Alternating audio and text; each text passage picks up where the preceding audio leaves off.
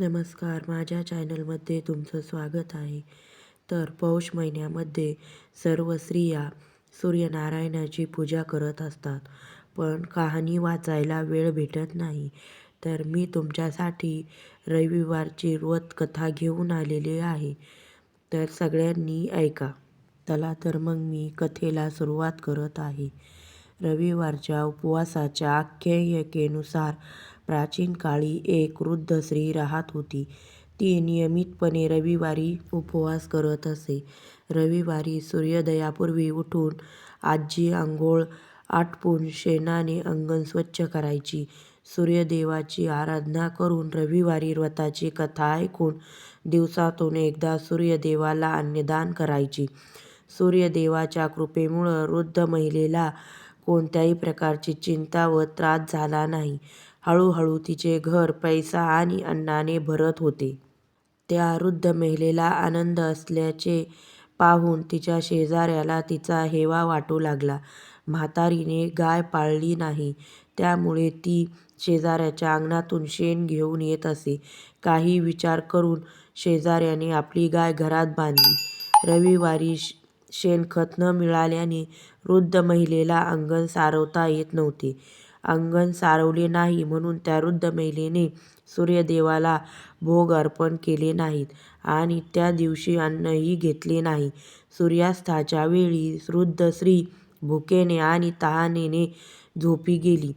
सकाळी सूर्योदयापूर्वी म्हातारीने डोळे उघडले तेव्हा तिच्या घराच्या अंगणात सुंदर गाय आणि वासरू पाहून तिला आश्चर्य वाटले. गायीला अंगणात बांधून पटकन चारा आणून चारा दिला. शेजाऱ्याने त्या वृद्ध महिलेच्या अंगणात सुंदर गाय आणि वासरू बांधलेले पाहिले तेव्हा ती त्याच्यापेक्षा जास्त जळू लागली. मग गायीने सोन्याचे शेण केले. शेणखत बघून शेजाऱ्याचे डोळे पाणावले. शेजाऱ्याला ती म्हातारी आजूबाजूला दिसत नाही हे बघून त्याने लगेच ते शेण उचलले आणि आपल्या घरी नेले आणि तिचे शेण तिथेच ठेवले. त्या सोन्यामुळे शेजारी काही दिवसातच श्रीमंत झाले. गाय रोज सूर्योदयापूर्वी सोन्याचे शेण करायची आणि म्हातारी उठण्यापूर्वी शेजारी शेण उचलायची. बराच दिवस त्या वृद्ध महिलेला सोन्याच्या शेणाबद्दल काहीच माहिती नव्हती. पूर्वीप्रमाणेच वृद्ध स्त्री दर रविवारी सूर्यदेवाचा उपवास करून कथा ऐकत असे. पण सूर्यदेवाला शेजाऱ्याची धूर्तता कळताच त्याने जोरदार वादळ सुरू केले. वादळ पाहून वृद्ध महिलेने गाय दारात बांधली. सकाळी उठून वृद्ध महिलेने सोन्याचे शेण पाहिले. तिला आश्चर्य वाटले. त्या दिवसानंतर वृद्ध महिलेने गाय घरात बांधण्यास सुरुवात केली. सोन्याच्या शेणाने म्हातारी काही दिवसातच खूप श्रीमंत झाली. त्या वृद्ध स्त्रीच्या श्रीमंतीमुळे शेजारी भस्मसात झाली आणि तिच्या नवऱ्याची समजूत घालून तिने त्याला नगरच्या राजाकडे पाठवले. सुंदर गाय पाहून राजाला खूप आनंद झाला. सकाळी जेव्हा राजाने सोन्याचे शेण पाहिले तेव्हा त्याच्या आश्चर्याची सीमा राहिली नाही. दुसरीकडे सूर्यदेवाला एका भुकेल्या आणि तहानलेल्या वृद्ध स्त्रीला या प्रकारे प्रार्थना करताना पाहून खूप दया आली. त्याच रात्री सूर्यदेव राजाला स्वप्नात म्हणाले, राजन, म्हातारीची गाय आणि वासरू त्वरित परत कर, नाहीतर तुझ्यावर संकटाचा डोंगर कोसळेल.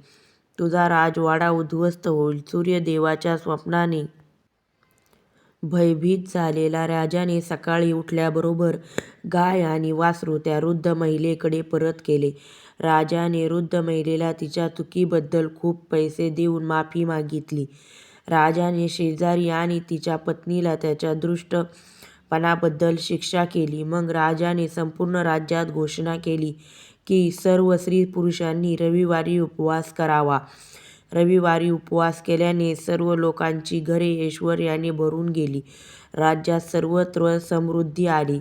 स्त्री-पुरुष सुखी जीवन जगू लागले आणि सर्व लोकांचे शारीरिक कष्टही दूर झाले. अशीच नवनवीन कथा घेऊन येण्यासाठी लाईक करा, सबस्क्राईब करा. धन्यवाद.